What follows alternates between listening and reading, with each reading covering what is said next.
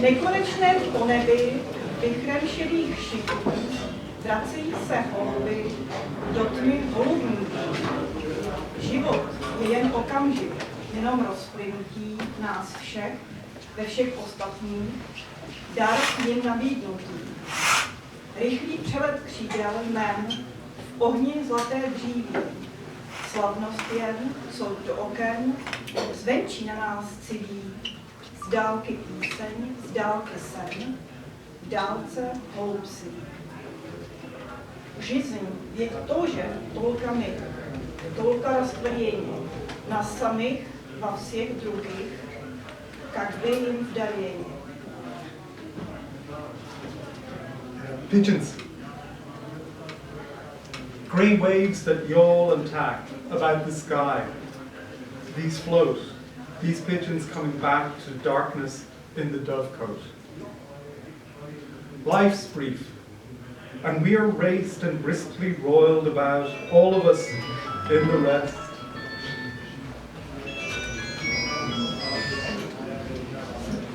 I'll start that one again.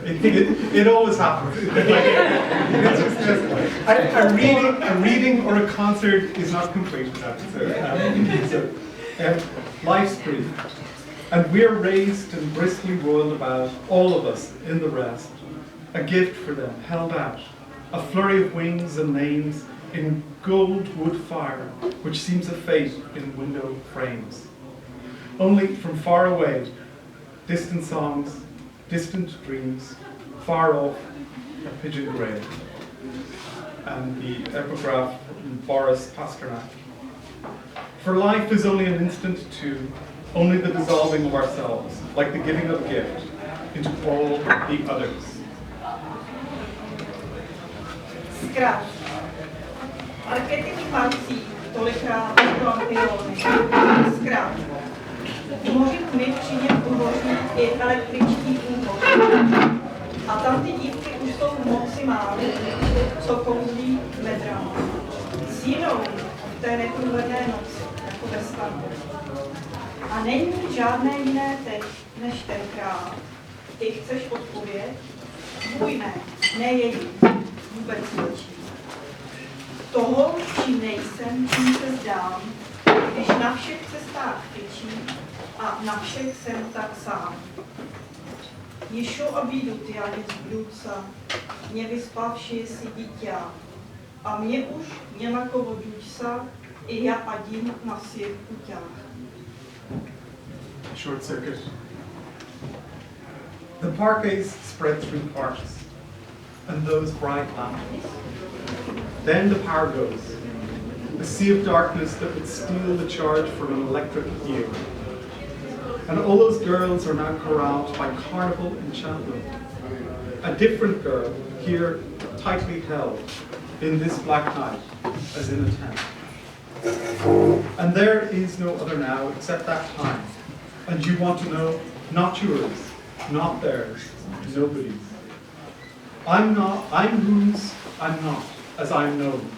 When on all roads there blows a breeze, on those same roads I walk alone. And the epigraph is from Ossip Mandelstam. The child who has not slept well still sucks his indignation from a saucer. But I have no one to blame, and wherever I go, I'm alone. Marnost. Vozil jsem batu po mostech, štípal jsem deštník na topení. Měl po krechtech, spal v kompostech, měl přesavku z té jedné ženy. Pouštěl jsem lásku jako ludy, jak mušencové masory, záviděl potveny kůry, smeltoval staré kastroly. Přežil jsem, že mě nechtěl fakar. Sklokal jsem krev i hypermangan. Nešel jsem na faru pást ovce a kašlal na ty ve straboce. Klepal jsem na zub zazděním a otočil se závěkním. 18. prosince 1977. Vygrafil Magana. Go and catch a falling star. Tell me what all past years are. Vanity. I carted junk across the bridges. I chopped a brolly up for fuel, slept in manure, rotted in ditches. Oh, I was shaking like a fool because of love's brutal surprises, a fly-blown riddle she'd contrived. I envied Botvinnik's prizes, enameled old pots, and survived the cheeky pup rejecting me. I gargled blood and whorehand tea. I didn't play the priest with sheep. When politicians raged, I'd sleep. I tapped on walls to those stuffed there before I turned my gaze elsewhere. Go and catch a falling star. Tell me where all the past years are. Odejít. Na němé gesto ohraní, tak dlouho hraní do autu, že časnost hledá odplatu, spíš v kýči, nežli v rouhání. Transport věd před dojezdem z plany, v zlém snu, že už jsme vídání jen jako chyby, ponechané v druhém i v třetím vydání. Kdo pozná včas, že nezeší z těch ran, které mu nesešily, a že ty zšité catgetem ho znepřátelí se světem? Smrt smrtelnému, o to horší, že v cizí kůži, že v té hroší. Vygraf Jiřího Valii, a říkám odejít, vyproštěn svatým kočmárem. Leave. Going through the motions on the page. Played out. We've kicked so long for touch that time offsets this not so much in heresy, but more in kitsch. Freight cars of words go up in flames, en route, and under these conditions, we're seen as typos, still the same in even third and fourth editions. Who knew the wounds they didn't dress would be okay? The bloodiest mess were those they bandaged neat and trim. Those wounds would turn the world from him. Death to the mortal. Worse still, his welts so thick, death in a stranger's pelt. And the epigraph from Justin Quinn. And I say leave, oh leave, and be free of the scribbled pages. So, thank you guys so much for coming tonight. It's a real honor for me to be part of this. And I want to thank first Kampus Hybernská and Prostor Magazine for giving us the space to do this. And what we're here for is really a panel discussion with some great guests. We have Dr. Františka Schormová here, who is the professor of English at the University of Hradec Králové and is starting a postdoc at the Czech Academy of Sciences very soon. We have Justin Quinn, who teaches English education at the University of Westbrook, Bohemia in Pilsen. And not only that, but he is also the translator of Jan Zábrana and translator of the book that we're here to launch tonight, The Lesser Histories, which Justin translated in English from Stránky z deníku in Czech, and it's being published by the Karolinum Press, which our modern Czech classic series. We're very proud of it. We also have Hana Kosáková here, who is a professor in the Department of Eastern European Studies at Charles University. And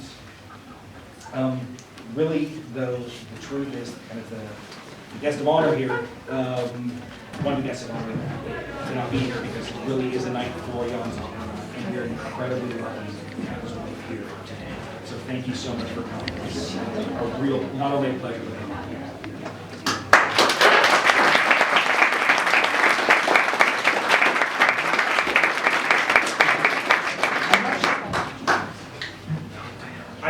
I never know whether or not to use the microphones or not. Can everybody hear me?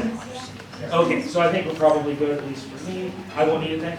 One thing I do want to say before we begin is that if you look at Kampus Hybernská's program or the event, we have the room for quite a while. But I have found I see a bunch of my students in here, and they can, with my experience, my experience with them. People can usually stand to be in a room with me for about 45 minutes to an hour. So that is probably going to be about how long the discussion is going to be with questions, and then hopefully we can all, we'll open up, we can continue the discussion outside with a drink or kind of around the cafe. But if you make it to about 40 minutes or so and can't bear to hear 20 more minutes of me, don't worry, you won't have to. So I just want to put that out there now. So now, with Jan Zábrana, I have to say, I work at Karolinum Press, and I also teach a little bit at the Translatology and the Institute of Translation Studies. And in both of these places, Jan Zábrana is a hero. With this, though, I have to say that, embarrassingly, before I worked on this book a little bit, I kind of had to nod my head when my more intelligent, cultured friends would talk about how great Jan Zábrana was, because I didn't have much experience with him. So in case that we may have some people that are in kind of a similar boat as I was earlier, and we also have people here who know Jan Zábrana quite intimately. So I want to open the discussion up with just the question of who was Jan Zábrana?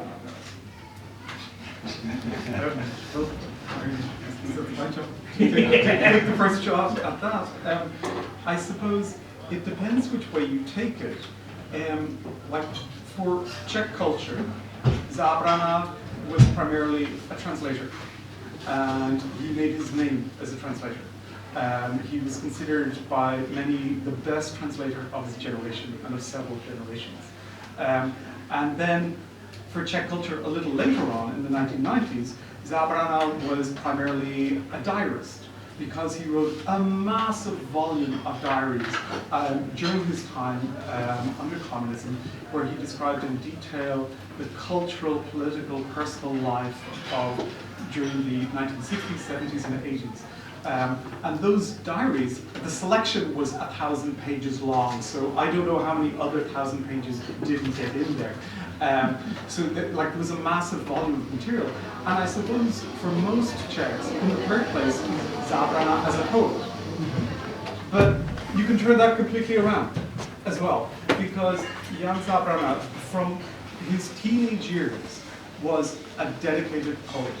His book of, his early poetry is massive. It's not heavy, it's a really long book. And then the book of his collected poems, which is then published afterwards, is a slimmer book. But just recently, another book of Zábrana poetry, which I think, if I remember correctly, is 900 pages long. So this was more poetry, so there's a really strong argument between Zábrana in the Czech context as one of the great overlooked poets, one of the most important poets of the 20th century. One of the things that I very often hear kind of praise for his prose, for his diary, but with this idea of him being overlooked as a poet, why is that? Why do you think that he has been overlooked for his skills as a poet? I mean, I don't have any theories. I would just totally second you there, because, and this is an illustration, not an accusation, because my mom is here. But so I'm a 90s kid, and we had Zábrana's diaries at home, obviously, in several editions, I think. And then my classmate would talk about the series, and we'll also talk about how wonderfully Zábrana translated, especially about his translation to English, which by the time has made a cult status. But we never actually talked about, or I've never actually seen Zábrana's poetry before we were actually digging a bit deeper. So I think there is an interesting, I have a question up there. Why is Celížek such a cult book? And I would say, I would guess, and again, this is from a perspective of somebody who was born in the 1990s. I think this kind of inner opposition that we can see there is kind of it's very tempting to identify ourselves with that kind of, and maybe that would have been us. Maybe we wouldn't be the ones that would be very vocal in their protest against the regime, but maybe it would be us as well, kind of feeling that very deeply, but at the same time also somehow not being allowed, not being able, maybe not feeling willing to share that so openly with the world as others have been for a number of very good reasons, right? So that would be my explanation. I don't know if you guys would agree or if that's your impression as well. Maybe I would return to the opening question. So in Jan Zábrana, and I would add 2 small remarks. In the publication, which appeared in 2018, and which is devoted to Zábrana, that Zábrana was not only a poet and a translator, but also a reader. And I think it's a very important fact because it is connected with all other fields of his activity. So this is the first point, and the second, which I would like to maintain, that for me, Jan Zábrana was also a public intellectual, despite all efforts to eliminate him from the public life. We mentioned something about this once we were talking, and I'm curious about this. What was the role of what was the public role of a poet, or was there a public role of a poet, of a translator in the Czechoslovak context? Well, like, it depends which decade you're talking about. Like, in the 1950s, it was to write poems about lay turners, which is in Czech a souslušník, and to write poems about tractors and things like that, and to write them in folk forms, like usually rhymed ADAD. As you know, one regime poet reproached Zábrana for writing sonnets, for instance, during this time. He said, this is terrible. He reproached him for his rhymes. They were too interesting, the rhymes. They weren't plain enough. That's one thing. But also the sonnet itself was a form that was out of favor. So but this perhaps gets to something like even deeper with the voice that we hear in Zábrana's poetry, because especially in the 1950s, when Zábrana wrote, a good few of the poems that are in this book, the overwhelming mode was of loud, public, communist poetry, and this, as a result, doesn't try to compete with that voice. Like so many, a lot of other poets try to compete with communism and push back against it. But Zábrana's poetry in this is extremely introverted, turned in themselves. And it's as though you're overhearing somebody muttering to themselves on a tram. And the more you lean in, the more interesting you hear it to be.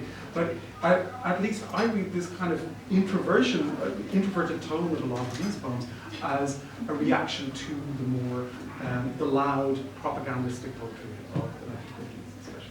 And was there anything in his biography that kind of led him towards this introversion? Because as Hassan points out, this idea that where he was perhaps a public poet, despite his, against his not exactly volition, but intention. So, I mean, what in his background kind of led him towards that introversion, other than just, or was it just purely stylistic? I think you probably have to go into biography there quite a lot. His parents were suffered hugely at the hands of the administration. I mean, there's that fundamental wound is there from the start, which he never forgave and never forgot. That his mother was taken away by the secret police. It was about 4 or 5 in the morning in the decades before. That is fresher in his mind than anything that has happened in between. So I think that wound is there as kind of central to everything. Maybe dialing back from biography and coming back to the initial question, so you asked about the role of poets and translators, but I think there's one word that we should add to the list of things that Zábrana is in the Czech culture, and that is a mediator in the widest sense. So not only a translator, but also an author, and we shouldn't forget about that, an author of a whole number of amazing, introductions and afterwards and part text to other literary works that he produced during that time. And I mean, his And it's kind of a received wisdom, but it's true that Zábrana is, like, we can't really imagine Czech literature editors today without his contribution as an author, but also as this boundary figure, as this mediator of not just the high genres, but also kind of the boundary figure between the low genres and the high genres, and Russian and English, and amazingly also French and Spanish, and between this, as I said, kind of this inner kind of the repression, but also the openness of his poetry and his own on these of the world. So yeah, I would definitely add that for the list of. I mean, this is a great title. So we had poet, translator, reader, and mediator. Yeah, as well. Yeah, I definitely agree with this role of mediator is very important, and we could assess it as a sometimes cultural transmission between Czech culture and Russia. I have one example which I use when teaching my students. Jan Zábrana was the first who made Isaac Babel in the Czech culture. He translated the collection of stories called in English Red Cavalry. In Czech it's in Russian Kon Armia. And he wrote a brilliant introduction to this collection. And the main question which he raised there is what makes the final impression of the stories so light, even if they report on disaster, destruction, and death.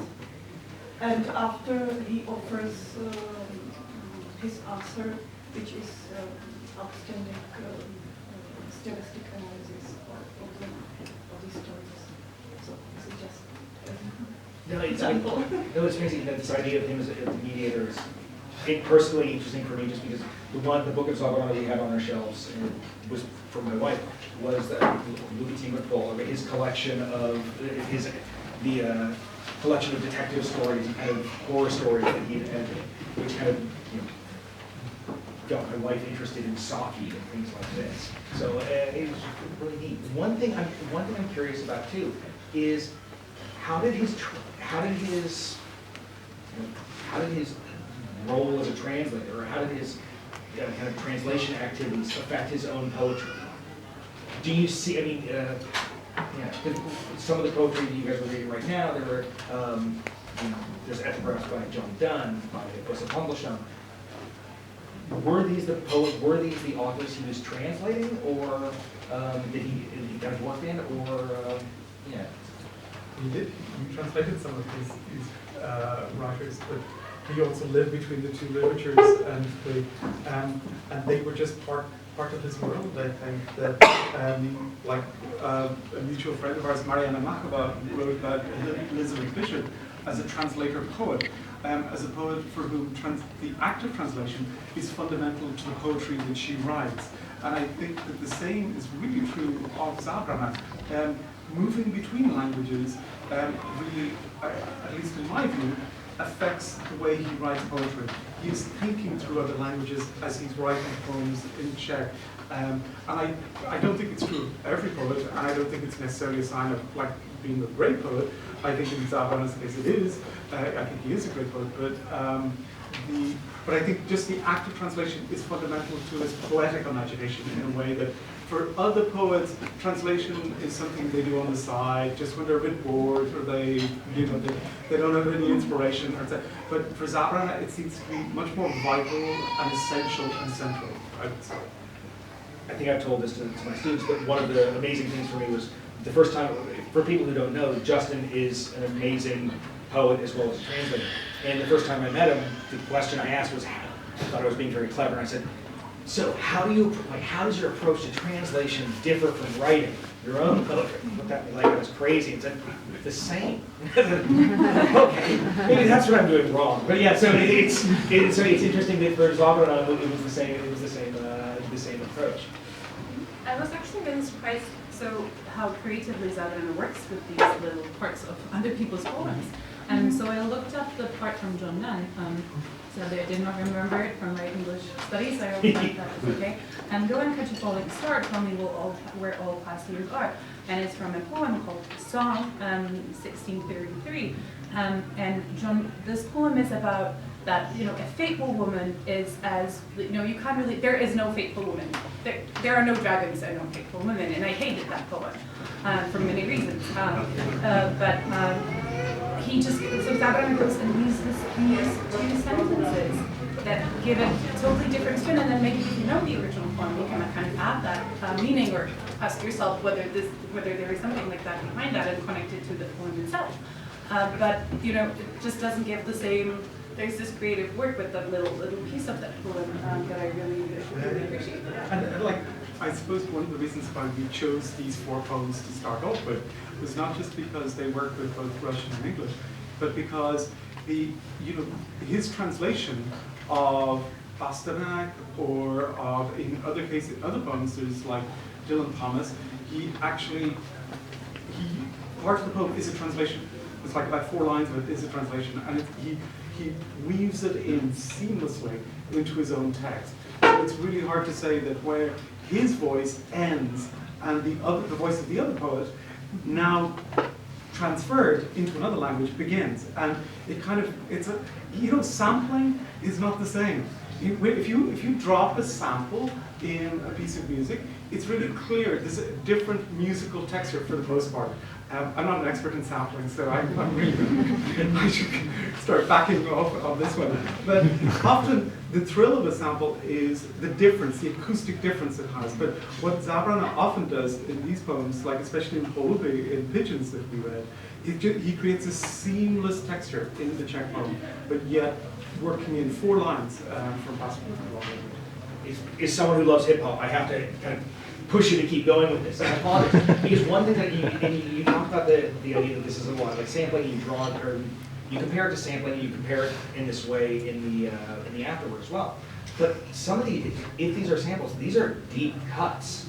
Like the idea that, I mean, I have to wonder who the audience is in a lot of ways, because the one that stood out for me is that he has an epic or a quote from William Carlos Williams Patterson, which hopefully every American knows this modern epic for this modernist epic for a not terribly impressive New Jersey town, but I found out about it a few years ago. So that's not the case. Most people in Patterson probably don't know about the poem.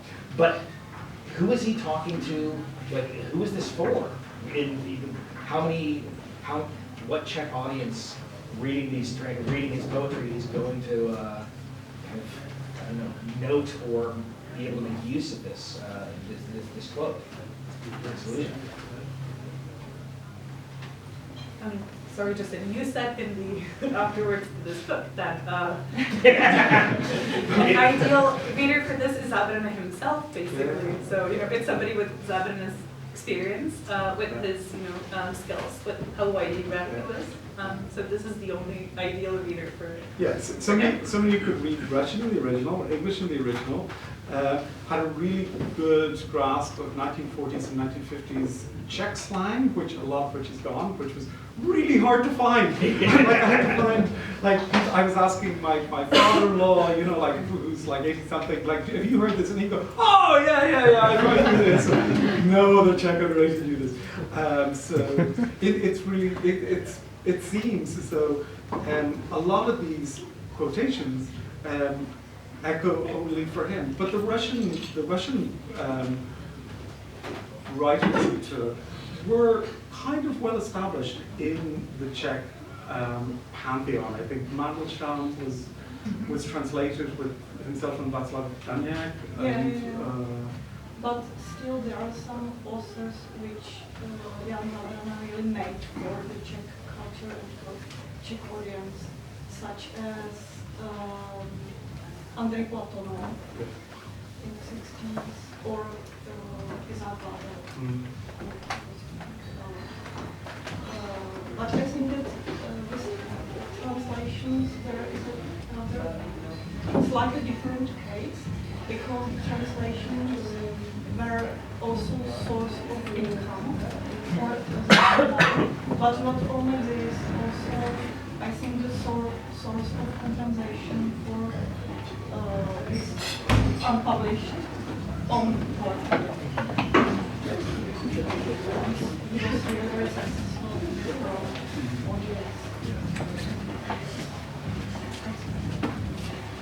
I'm going to ask you a naive question. Because, with his relationship to English literature, English culture, and Russian culture together, I think that when I was studying Czech in Texas, I had this very kind of Western or kind of naive cowboy view of English and Russian culture under communism during the communist Czechoslovakia, where English is the language of Kerouac, Russian is the language of Khrushchev, which I'm guessing that is not quite, certainly was not the case for Zábrana. Where what was his relationship with Russian culture when it often had such a kind of strong connection to communism and you had the regime that had imprisoned his parents?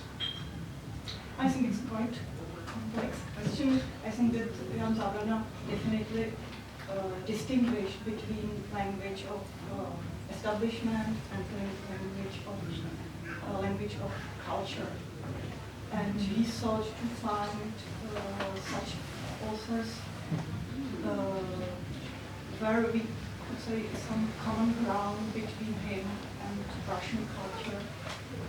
And when we are searching for some common denominator between all these Russian authors, I think we could find it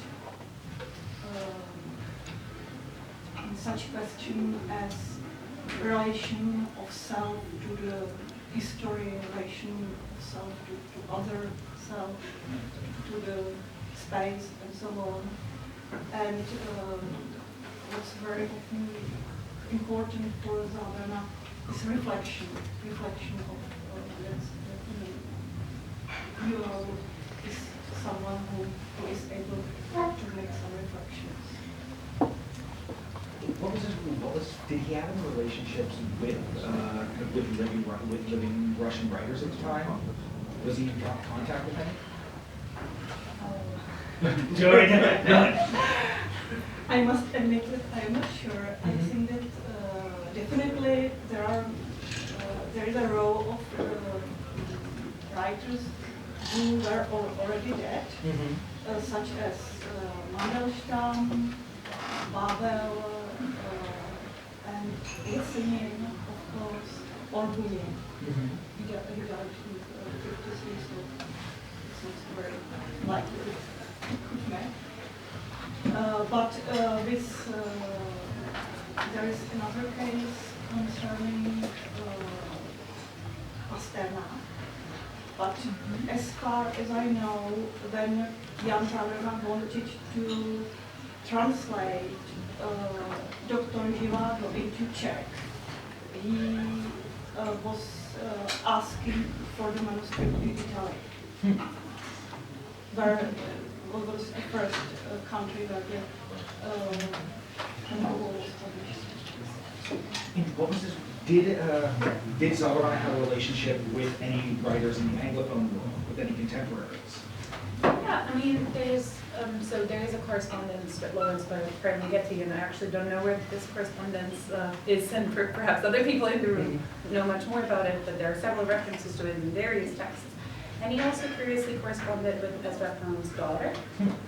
So that these are the people that we know of. I'm sure that there were more. And I think it would be actually really interesting to see those letters also, because with Ferlinghetti, Zábrana would ask about various things, and there would be explanations given by Ferlinghetti that could maybe give us more information on how Ferlinghetti saw his own poetry, but also what were the things that Zábrana maybe wasn't sure about, or what were the references that would not be related to Zábrana.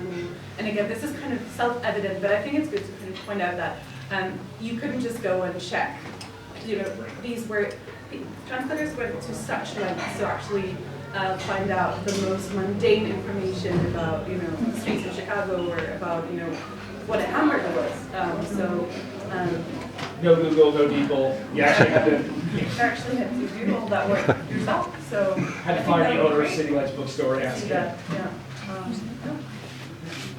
This is actually one thing I have to ask, especially you mentioned this briefly, and I want to come back to it because it's about the idea of talking to, you know, Senator Pound and you know, talking to Lawrence Ferlinghetti,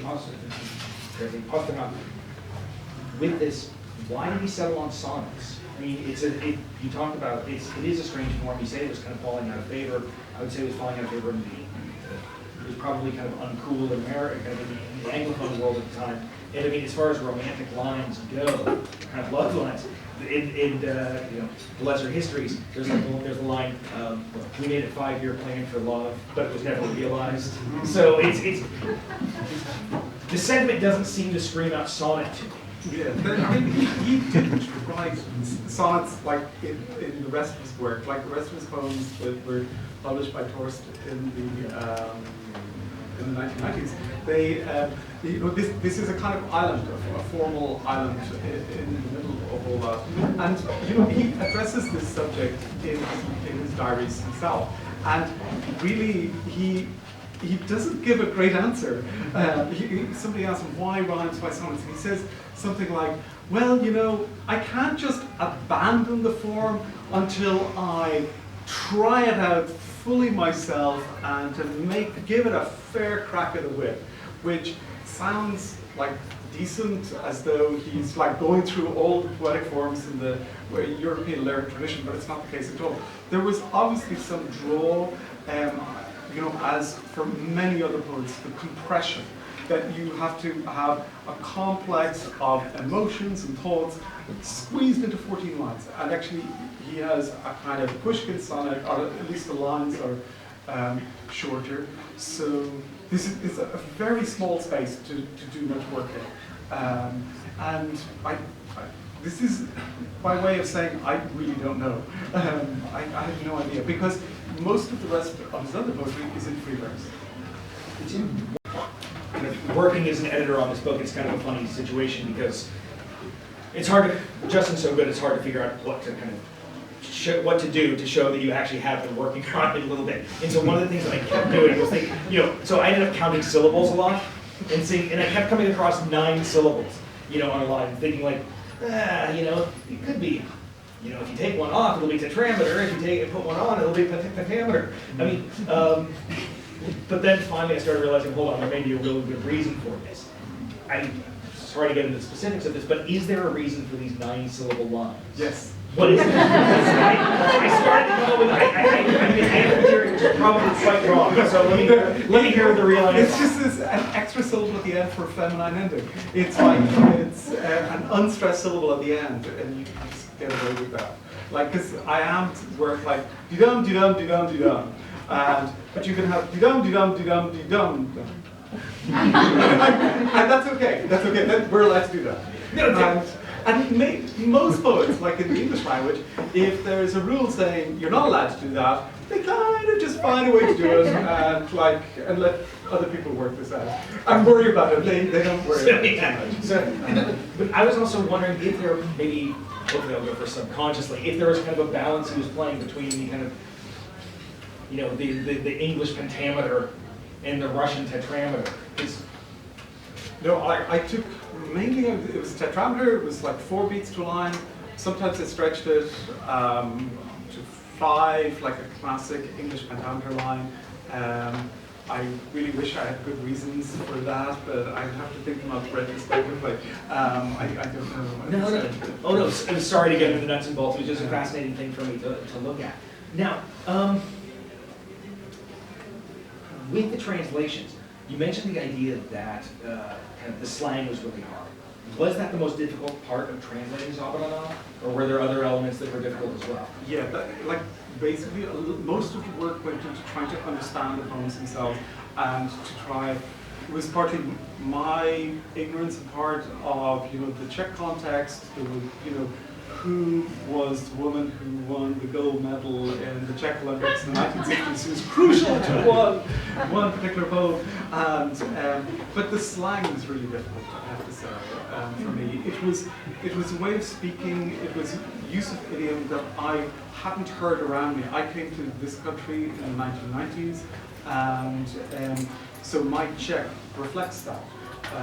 So this took a lot of hard work, and it was because the dictionaries of the Czech language at the moment are not in Great Czech, and so there's not many reliable sources that you can go to. So you do a lot of asking around. There's some people are in the room who saved my bacon on several occasions, and I kind of shout out to you, thank you very much. So that was very hard.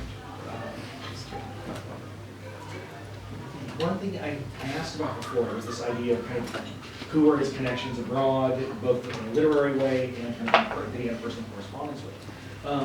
I am curious about his relationship with Czech intellectuals with Czechoslovak intellectuals, because there's a part of the afterwards where you talk about the idea that because of his political era, because of his family's background, he wasn't allowed to study at Charles University, and but he got a superior education in apartments and cafes with people like Baugh and Hana. Who were his connections, and who were his closest connections in Czechoslovakia? It feels wrong to answer that question in a room full of people that should probably, give this answer much better. So I would start in a general way, and maybe then we can add some names. And I think what we have to realize is that this was a generation that was extreme, that was a generation that went through all of those extremes. So people that were born between the in the 1920s. So they went through World War II. They went to February 1948. Then all of their hopes were kind of killed again 20 years later. And then for Zábrana, a lot of his friends would emigrate them. So another, so that generation, as Zábrana would say, I think he referred to that generation as a trampled generation. Trampled generation, that's us, not a lost generation. And that's a quote from Celý život. And another place he said that they were dying on the wine, which I didn't realize was a vector at that time, because we were talking about how to translate this part to English. So this generation was extremely unlucky, if I put it that way, in so many ways. So maybe that strengthened some bonds, but that also influenced how we saw a lot of people that maybe were able, or that were on the that their fates were not as terrible as his and his family's was. So I think that followed a lot of his relationships to other translators, and especially to authors who could have been published, openly, could publish. And when you read Celý život, you kind of feel this bitterness towards these figures, right? That they are maybe they're less good as poets or translators or authors, but they're still able to go to all of these, to Dobříš and kind of be at, kind of on state, have that. So yeah, so it forged some strong relationships with people, obviously. So we talk a lot about the relationship with Zábrana and Škvorecký, but then there were others, Františka, for example, or Miroslav Žilina and many others. But it also shaped his relationship to Jedlička as well. yeah, we can add many names, I'm sure. Yeah. If I may, I all the time had a very strong impression that he accepted the position of outsider. That these relationships are so important for him.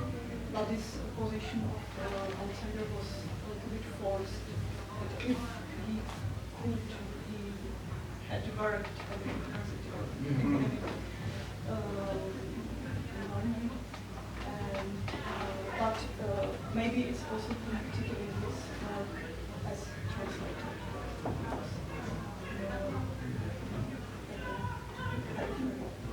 if, So do you agree? if the First Republic had continued after the Second World War and there had been no communism, his cultural position would be hugely different. But also, isn't that outsider status also kind of a result of our reading of Celý život? Because that's what many people say, especially in that book, that, you know, reading Celý život was shocking for me because I knew this person as this like lovely, kind, nice, friendly person, and then suddenly, maybe, you know, who came to the office and laughed with us and had coffee with us, and then you have this kind of stream of bitterness that's not directed towards these particular people, but towards the world at large. So I feel like he might not have been as, you know. Bitterness towards a sense of a lost life, but a damaged life. But also the sense of exile was, I think, like inner exile was more like that was more visible in the text actually than it might have been to the people that were. And the constant feeling of injustice. Yeah. I'm just going to keep here to your original promise. I think this is around time. Because it's a hot room and there's beer outside. And we thought we'd just end with one poem. I'll just read the English. This is the end of part 3 of the book. Part 3 ended the original publication of this book in 1968. And Zábrana wrote as a fourth part to it. But I've always felt that this kind of, you know, sums up the book and concludes the book in a wonderful way. It's as though all the voices that have kind of floated into the book and into his imagination over the course of the 64 sonnets, they kind of disappear back into the urban noise, into kind of scraps which he sees in a trash can of actually bits from a diary. So this is called Black Morning Memory. Apartment. He'd leave it as night sank in silence towards the morning, to a future featureless and blank, from a past of voodoo warnings. When the moon hung on a parachute of silken clouds, the sky outspread, when even bars stood closed and mute after the football herds had fled. Even if he went hurrying back and combed the trash, bag after bag, today it would all be a blur. Those diaries, long lost in the scrim, just some he loved her, just some she him.